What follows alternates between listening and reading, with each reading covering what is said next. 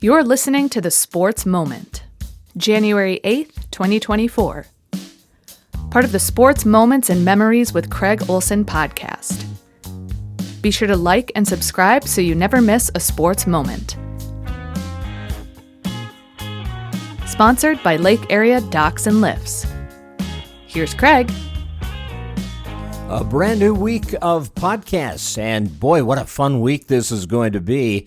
We have our special two-part feature on the Lady Spartans 2000-2001 National Championship basketball team, and that's going to debut on Wednesday with audio and video for part one. And we're also going to spend some time on a very special Fergus Falls sports memory every day this week. We're going to be hearing from Coach Brad Bergstrom and members of the 1998-99 Fergus Falls Boys Hockey team that finished third in the state, the highest finish ever for an Otter Boys Hockey team. So lots of sports memories coming up this week on Sports Moments and Memories. But we're going to start with a pretty nice moment that happened over the weekend, and that was for the Otter Nordic Ski team. They were in action for the first time this season as they've had, well, not the best weather, of course, for skiing. But they did have some very good success at Giants Ridge as they had competition over the weekend that included 52 teams on the boys' side, 49 teams on the girls' side. And it was a great day. The boys' varsity team was 12th overall out of 52 teams. The girls were 15th overall out of the 49 teams, and they competed well against Section 8 opponents who were in that competition. And for David Ronnevik, oh man, what a weekend to remember. He placed first overall out of 121 skiers in the varsity classic race on the boys' side. So let's hear all about it, starting with head coach Josh Scharnberg and talking about the start to the season and a great weekend and a lot of the happy skiers in Fergus Falls. Josh, you finally got a chance to get out and compete as we got some snow. You're at Giants Ridge. I guess if anywhere is going to have snow, it would be Giants Ridge, right? Yeah, that's right. And we've had about two competitions at Detroit Mountain and Andes Tower Hills, but there's kind of smaller, almost like scrimmage-like races. And so this was our first chance to meet some of our real good section teams and compete against athletes who are, the ones that we have to face in our section meet at the end of the season. Well, and as you stacked up against some of the section competition at this meet, you came out in pretty good shape. What does that do for the confidence that your guys and gals will have when you get to that section competition? Yeah, I think it was eye-opening for both our boys and girls teams to be able to see that, we're right in there with some of the best schools in the state. And, I think them seeing that there's a real possibility of possibly going to state as a team or even more individuals than we normally have had, it's really stoked a fire in their bellies, and I think they're excited. You mentioned a couple of the kind of mini events that you had at Andes and Detroit Mountain, but how about prep time, practice time, when you don't have the snow and you can't be on your home course practicing like you normally would? How have you worked through all that?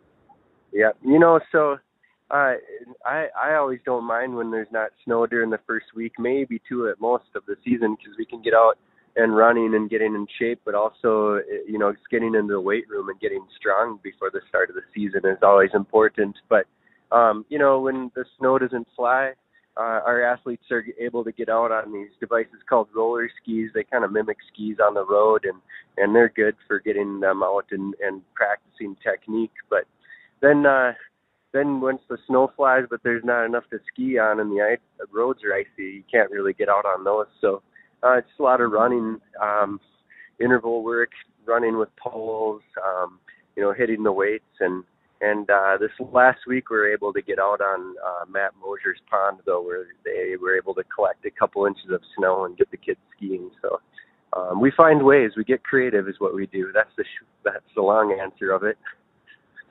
So from this past weekend, what were the highlights? Who had just outstanding meets? I know it was a great team event for you, but anybody that really kind of stepped up and maybe performed at a level you weren't expecting for this early?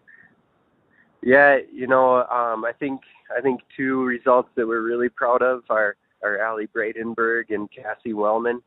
They both skied in the JV race, but Allie came out with a 4th place finish overall out of, over 100 skiers, and Cassie was in 10th place. So both of those were in the top 10 and received medals for their efforts. And then David Ronnevik is probably the big mention here. He came out in 1st place in the classic race out of 121 skiers. And then not only did he come out in 1st, but he came out 13.8 seconds ahead of the 2nd place person. And so we're pretty darn proud of him. And it takes a lot of work to be able to do that. He's put a lot of work in the off season, and so he's feeling good and seeing the results of that. Coach Scharnberg, absolutely excited about what he has on the team this year, and it will be fun to watch how this team progresses. And David Ronnevik is the most experienced skier on this team. He has competed internationally. He's been on national teams throughout the last several years. And David had a great race to start his competitive season at the high school level. He's got some high expectations. And we were able to talk with David about not only the race that he had this weekend, but what his goals and expectations are for himself and his team during the 2024 cross-country ski season. Did you feel pretty good right at the start of the race, David, or did it take you a while to get going? I felt the best right out of the gate. I had a very fast start, making up a bunch of time on the skiers who started before me. And by the time my first lap was over, I was already 10 seconds in front of 2nd place. So it was quite the start of a race. Did your performance on this day surprise you at all because of the lack of practice that you've been able to have on actual snow-covered surfaces? I have been traveling around I've gone to several weekends racing on my own, and I've traveled to Wisconsin and Duluth to race on snow they've made at junior national qualifying races. So I've had more experience on snow than most of the people. There were probably 10 skiers in each discipline that go to these races with me, and we had a decent advantage over everyone else because we had been on snow more during the training season. But we have done a very good job of keeping the training the volume high and the training intense to get in shape for these first races. Talk about your goals and expectations this year. You've had some outstanding success in previous years' state performances. You've competed in a lot of national, international competitions, so you've been up against some of the best, not only in the States, but in the world in this event at your age level. What are you hoping for this year? What are your goals and personal expectations? Well, first and foremost, I want to qualify again for the Midwest regional team. If I get on that again in a much harder division, I moved up age divisions this year. If I can qualify there again, I'd be quite happy with my season. I have a goal to be state champion this year. I don't know how likely that is. I'm ranked out of all the Midwest skiers. I'm ranked around 15th. So it's going to be a toss-up between most of those guys, but I think there's a good chance I come out on top. And as far as the team element goes, you've been around these younger skiers now and seen them progress and get better and come together as a team. What can Otter fans expect from this Nordic ski team this year? Our boys team is the best I've seen it. to qualify for state as a team, you have to be one of the top 2 high school teams in your section. And at this meet this weekend, our boys team was the second overall, second to Brainerd, but we beat out the third place team, Little Falls. And if we can pull off the same result at our sections race, then all of our boys will be joining me at the state meet, and that would be amazing. Yeah, how satisfying is it, David, to see the program grow like that, and to even be able to utter those words, as you enter this year? Oh, this is amazing. I don't think anyone could have expected that we would be one of the top teams in our section come 5 years ago, and now we're really competing for this, and it's amazing to see. We have quite a lot of young talent on the team. Lake Area Docks and Lifts, one of our sponsors, they have 5 locations in Minnesota, and they invite you to check out their boat show booths at the Minneapolis Convention Center and the Fargo Dome this month. The boat show discount promotion is in effect now, and you can save money before spring with Lake Area Docks and Lifts. Lake Area Docks and Lifts, more than just docks and lifts. Lake Area Docks and Lifts. Over the weekend, the Spartan basketball teams hosted Riverland, and for the Lady Spartans, it was their second consecutive game against a top 5 ranked team in the nation in NJCAA Division III women's basketball. Riverland came in as the number 4 ranked team in the country, and the Spartans built a 21-point lead. The Lady Blue Devils fought back and tied them at 33, but then the Spartans were able to get the win 61-55. They never trailed in that game. Maddie Foss, the Hillcrest grad, double-double, 18 points and 11 rebounds. Jana Grunwald led the way with 21, and the Spartans get the victory. Very nice win for Jody Holloman's girls. They are at Anoka Ramsey on Wednesday and then head to Wisconsin to play Western Technical College on Saturday. The Spartan men were shorthanded. They are dealing with some injuries, some ineligibilities, and they had only 3 players on the bench on Saturday, and that caught up to them. They had a 13-point lead in the first half, and at halftime they were ahead by a score of 38-31, but Riverland caught them at 48-47 and wound up winning 73-60. MK Kambalo had 22 to lead the way for the Spartans. They are also dealing with foul trouble for Mason Muir, who picked up 3 fouls in the first half in that game. But the Spartan men come up short. Spartan women get the win on Saturday at home. Gopher men's basketball team, well, they were good at their home floor yesterday as they wound up beating Maryland. First time in the last 11 meetings that the Gophers have beaten the Terrapins. They'd lost 10 in a row to Maryland. But yesterday, 65-62, as the Gophers win for the 7th consecutive time. They have won 3 of their first 4 Big Ten games for the first time in a season since 2016-2017. So they're playing very well with that overall 12-3 mark as they head to Indiana on Friday. Timberwolves lost to the Dallas Mavericks 115-108. Minnesota still has the best record in the Western Conference, second best overall in the NBA to the Boston Celtics, but they are just a half game up on Denver and a game and a half up on Oklahoma City in the Western Conference standings. Timberwolves are at Orlando tomorrow. And the season ended for the Minnesota Vikings yesterday as the Detroit Lions won a franchise record-tying 12th game and completed a season sweep of Minnesota with a 30-20 win at Ford Field in Detroit.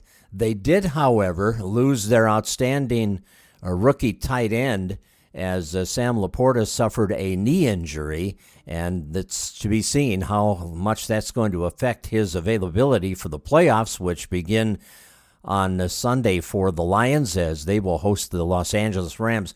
And that's a great story in and of itself because, of course, the Rams quarterback is longtime Lion Matthew Stafford, who went to L.A. and led him to a Super Bowl.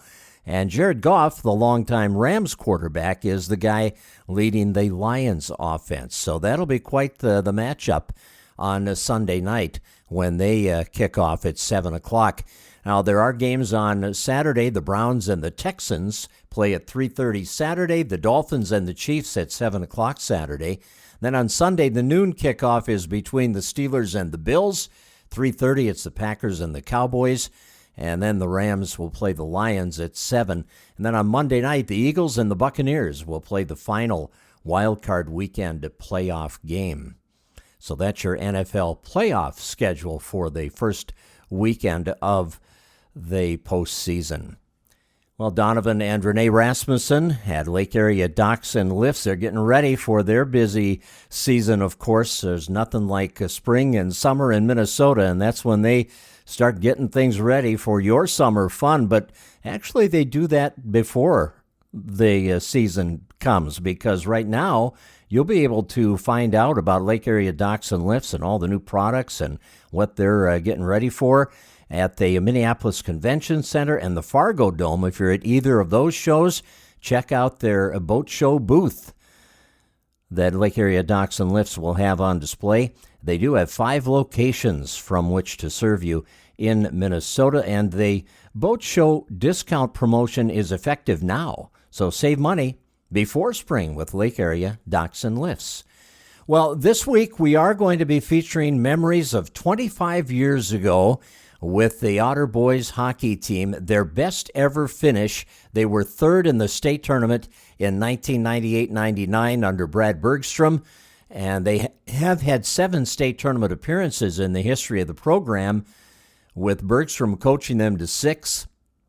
But that 3rd place finish is the highest finish ever. So we're going to be hearing from Coach Bergstrom and several of the players, and let's just get a little bit of a recollection, a little teaser for you here as we get into remembering that special year from head coach Brad Bergstrom on that 98-99 season.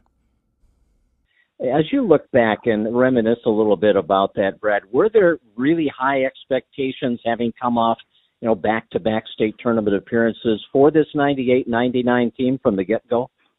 Yeah, I think there was. We had the year before, there was a couple of things. Number one is we had a number of players who had been playing since they were sophomores and freshmen.